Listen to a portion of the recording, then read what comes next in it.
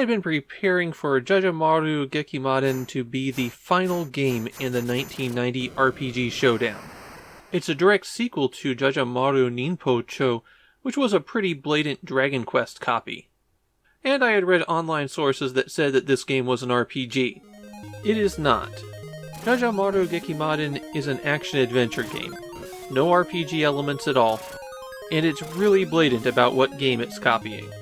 One of the things I do when I get one of these Famicom games that had a battery save is I check out the previous player's progress.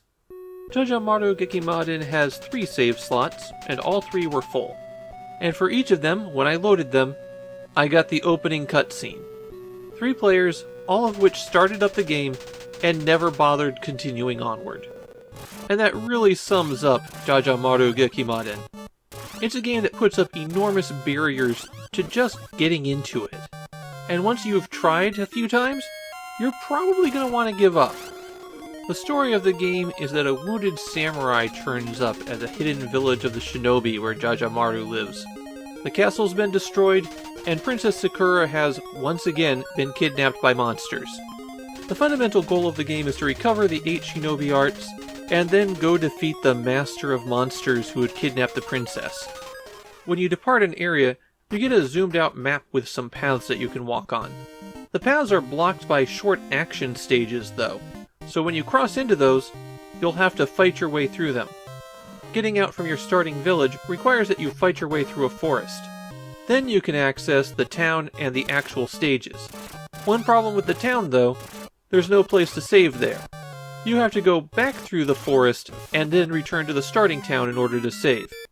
There are additional maps after this, and so there are later save points, but requiring that you backtrack so far just to save your game is a real stumbling block for Jajamaru.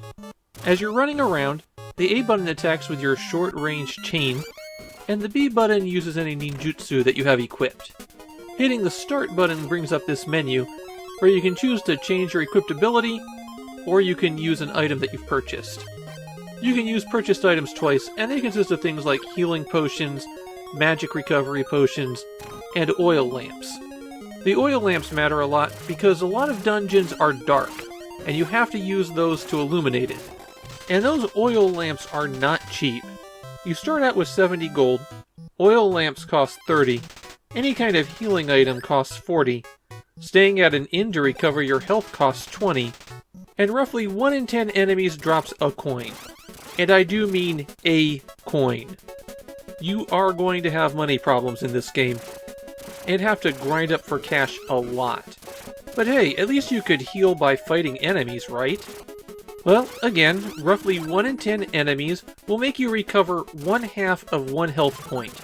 Of course, the game likes to drop enemies right on top of you, and they hit pretty hard.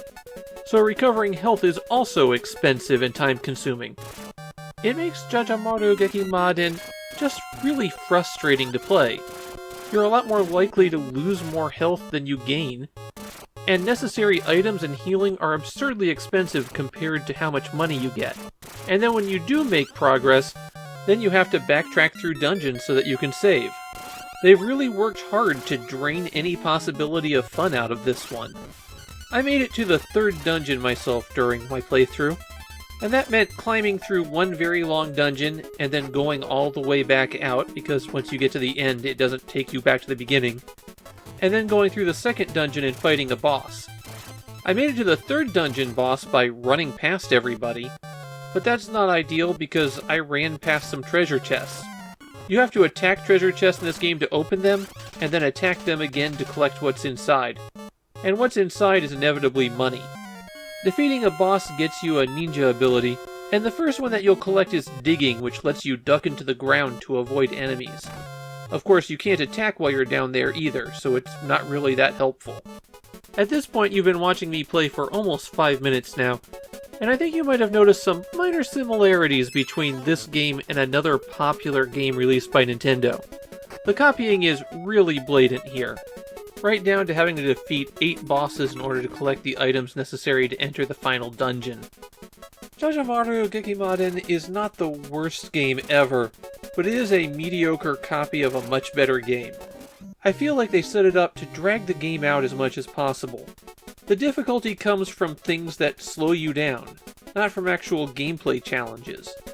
It feels a lot like this is a game from 1987 that was held over until the chips were cheap enough to make it a 2 megabit cart. This one is really only for Jajamaru completists.